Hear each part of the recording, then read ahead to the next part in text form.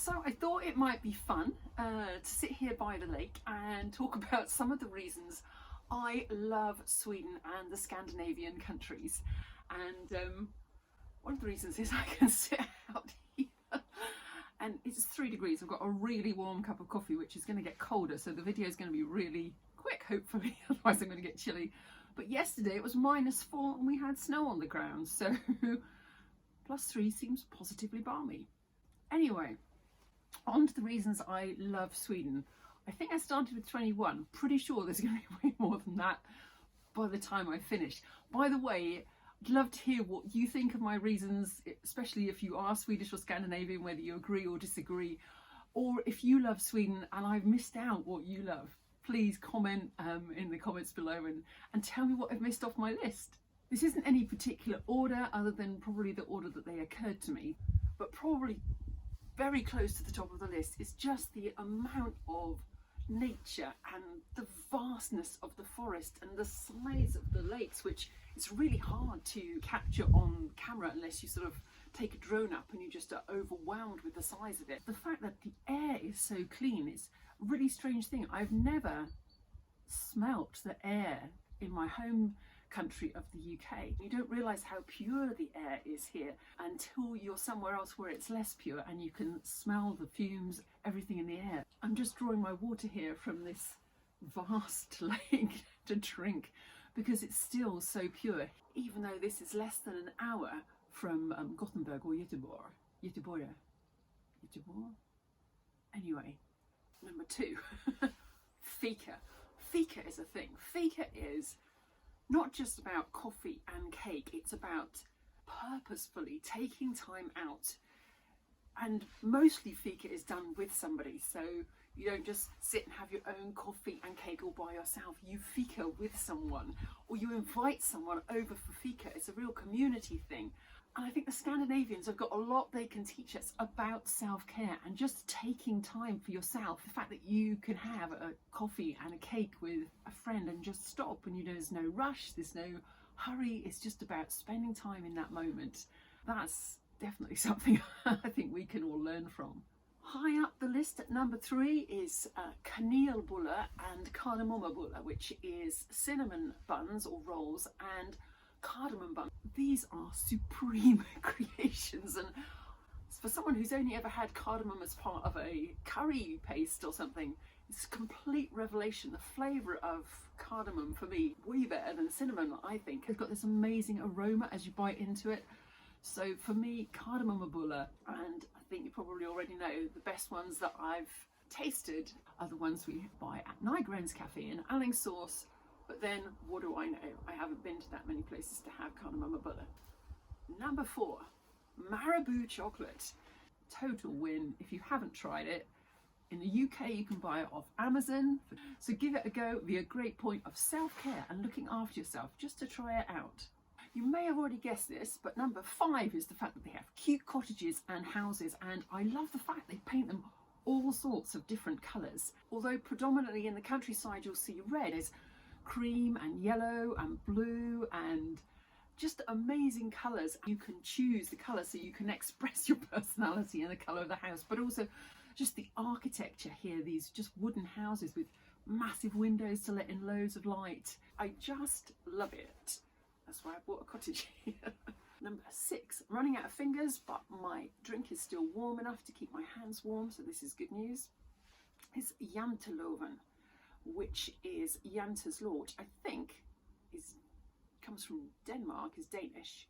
Janteloven, Jante's Law, it's the idea that no one person is better than the others, that it's not right to show that you have more than others or that you're better. So if you go into a Swedish or Scandinavian office or work environment, you won't easily be able to tell who's the boss. They won't be dressing different, they won't have a massive office. They're trying to blend in and say, you know, look, I'm just like you, but in a good way. In a good way, they're saying, hey, we're all in this together, rather than I'm the boss and you're my underlings. I kind of like that. I kind of like that. Okay, my fingers are getting a bit chilly now. Number 7, I think you've got to love any country that eats raw fish for breakfast. End of. raw fish for breakfast, and caviar. You've got to love them. Number 8, that their level of English is just mind-blowing. I mean, and they speak all the colloquial stuff as well. Most people will understand if you say, "Talar du engelska," which is, "Do you speak English?" And most people will then be happy to converse in incredibly good English. Number 9, the Scandinavians are renowned for their minimalistic and stylish home decor, obviously with IKEA being like a national brand that we can all have in our homes. But I think the Scandinavians did minimalism before minimalism was a thing. I really do love their understated style. Number 10, the way Scandinavians treat children is different to how people treat children, certainly in the UK, in my experience. 2 Christmases ago, I took my granddaughter, who was 7 at the time, to a Christmas market in my hometown. We were looking at a stall, and the lady behind the counter said to me, not to my granddaughter, who's 7 and a smart cookie, "Would she like to something? Try that." And I'm like, why are you talking directly to her? Oops, just spilled my coffee. And it was the weirdest thing. And I see it in other places where people will talk to the adult and ignore the child. Whereas here, there's an assumption, quite rightly, that the child has something to say, that they have a value. The child and the adult are kind of on equal footing for conversation. And I really like that. I like the fact that they assume that a child will have something interesting to say and can contribute to a conversation. Number 11, in the summer, Sweden is, you can see so many amazing vintage cars, mostly like 1950s American cars. You'll be driving along and there'll be someone out there cruising around the town in their amazing, huge American car. 12, I love the freedom that they give you to build something. So as far as I understand it, and correct me if I'm wrong in the comments below, but if you own land, you can build something up to 25 meters squared without needing planning permission. And I love the fact they assume you're not going to make a complete mess of it and that you're not going to build something inappropriate.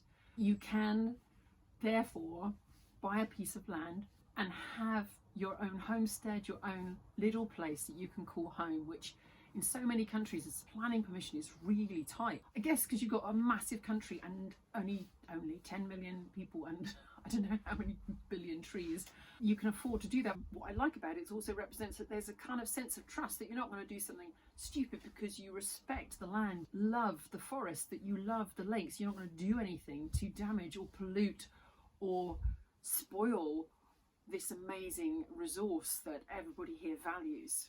Number 13, I love the fact that Swedes have a real sense of fun with some of the things. The fact that they have a kanelbullensdag, which is kanelbulle day, and they have I don't know whether it's Svenska Waffeldag, I think it must be Swedish Waffle Day.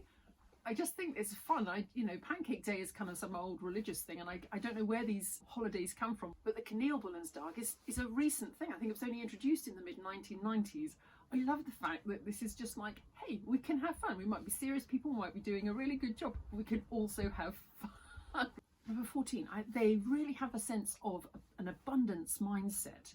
And you notice it coming from a culture where that's not the case, where there's a scarcity mindset. It's never too much to give you something. They're not like, oh, I'm going to hold on to that because I won't have enough. They always, there's an assumption that they've got enough to give.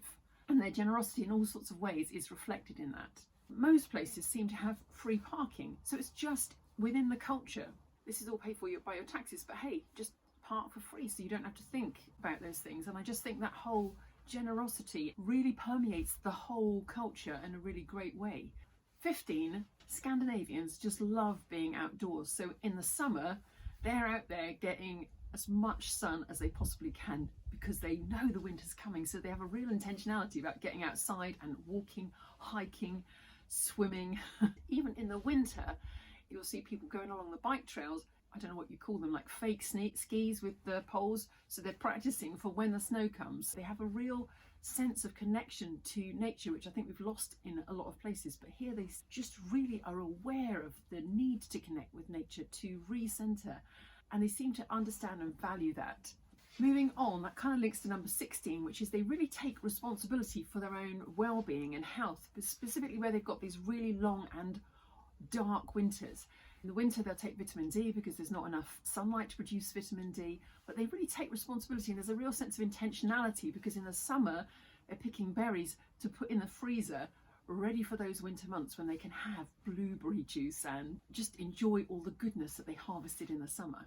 Number 17, Lördags godis. Sorry if I've pronounced that wrong, which is Saturday sweets. In Sweden, they have these big sweet counters, but the tradition is that you go and buy sweets on a Saturday morning, which means that you don't buy sweets any other time really. I'd love to hear your comments about that if you're Swedish, to know how that actually works, because my granddaughter was having some sweets on a day that wasn't a Saturday, but somebody said to her, but it's not Saturday. The culture is you have sweets on a Saturday at no other time. 18, snow. I've had snow here in early December, but just seeing snow on the trees, and I don't know, the whole world looks so much prettier with snow. And of course here, especially the further north you go, you've got guaranteed snow. The whole world looks just totally magical, so I'm a complete sucker for that.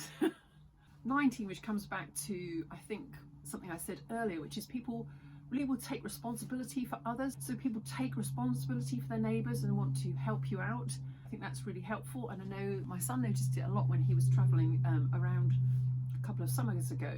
That people just, like, if you've got a problem and you just happen to share it with someone, that it's no longer your problem. They're like trying to help you solve it without it being a burden on them. They just take responsibility, which is kind of cool. Which leads me on to 20, which is just, I don't know, doing a good job seems to matter. People seem to take pride in doing a really good job. I think that's not the case in most places, so that's good. Lost count of where we're at. The wildlife diversity and abundance here is just mind-blowing. So the fact that there's elk, but if you're American, read moose, I think, and beavers and deer and geese, and up north there's wolves, bears and wolverines. I love the fact that there is a whole lake, Hornafjörden. It's an enormous lake dedicated as a nature reserve, and you can't go swimming there, it's for the birds. And it's just, I just love that mindset. And things like the beavers were hunted to extinction, but then reintroduced, and now there's something like 130,000 across the whole of Sweden, they estimate. Oh man, this should have come higher up the list. Second-hand shops here are just amazing, and there's also another thing called, in Swedish it's a loppis, which translates flea market, which doesn't really capture how it feels for me. During the summer months, people will open up the garages or spaces and have a loppis, and so they'll sell there, and I don't know whether it's their neighbour's excess, because it always seems to be such a lot in a loppis, but they'll sell their excess stuff, and you'll be driving along the road and see a sign, loppis, and trek, I don't know, a couple of kilometres down the track to someone's home and have a look around their stuff and pick up some treasures to take back to your own place. So yeah, second-hand shopping, loppis shopping should definitely have come higher up the list. It's one of my favourite things to do, especially in the summer when you're driving along and you see a loppis sign. Awesome. Scandinavians have a real respect for their environment, I think because they realise how close they might have come to losing this amazing nature that they have, that they recycle like insane people, and literally you just don't see litter anywhere. In contrast, there's 4G everywhere. I think my cottage must probably be the only spot in Sweden where there is not good 4G. The internet is insane speed, so the little cottage that I was staying in 2 or 3 nights ago, the broadband speed is 3 times as fast as my super fast broadband at home. Go figure. Driving on Swedish roads and tracks through the forest. It's really easy driving, but the forest tracks are really exciting driving as well, because you just don't know what's around the next corner. You've got to keep your eyes peeled. But long drives here don't feel like long drives. So when you sort of say, oh, it's a 5-hour drive, if I was driving from the south up to the Lake District, that's a tiring long drive. You've got loads of traffic and it's all just busy, and you've just got to get through it in a sense. Not what I would call an enjoyable drive. But 5.5 hours going from here up to, let's say, Mora, you can put your car on cruise control, listen to a book, and it's not tiring. It's really a pleasure to drive. There's a real equality you see here. It's not unusual to see a couple of blokes out with their kids for a coffee. It's not strange during the weekday to see a bloke out on a bike with his kid. I think there's a real history of greater equality here between men and women. I'd love to know what you think if you're Scandinavian. We came across, I think it's a 1950s book. It's a household management book for women, but it doesn't just share recipes, but it shows how to build with your hands these wooden things that might be useful around the home, which is amazing to me. It doesn't assume those gender roles, which were certainly so clear when I was a child. This is what girls do and this is what boys do. I think that's really forward thinking. Okay, on to two Swedish words, allemansrätten and lagom. Two Scandinavian words which sum up the culture. Allemansrätten, which is loosely translated as all man's rights, and you can go anywhere in Sweden walking. You can walk onto people's lands, you have a right to walk across people's fields. Even if the forest belongs to someone else, you can walk through the forest, and you're entitled, as far as I understand it, please comment below if I've misunderstood it, you can go into someone else's forest, but you can pick the blueberries, you can harvest the goodness of the land. So there's none of this is my land. You have a right to access nature. Yeah, I just love that. Lagom, which is just kind of this sense that everything will kind of happen in its own time. There's no rush. Stay chilled. That's how I interpret it. Coming here allows me just to not rush and to have that sense of peace that is so often missing from life elsewhere. Finally, I think even though some things seem really expensive because of the taxation here, I feel rich. I can own my own little cottage, my own piece of land. I can steward that and enjoy that and see the fruits of that. I can walk where I want. I guess for me that is about experiencing freedom. That, probably most of all, is what I love about Sweden. That makes me feel free. I love that freedom I feel here. I just love it. If you love Sweden or Scandinavia, please put them in the comments below. If you disagree, I'd love to hear why. This is just my opinion about why I love Sweden, and I may have misunderstood some of the things in the culture, and that's fine with me because I still love it. Thanks for watching. Cardamom buns, cardamom buns, cardamom. That is much easier to say cardamom butter. Really, it is. I'll be back soon. As my fingers have defrosted.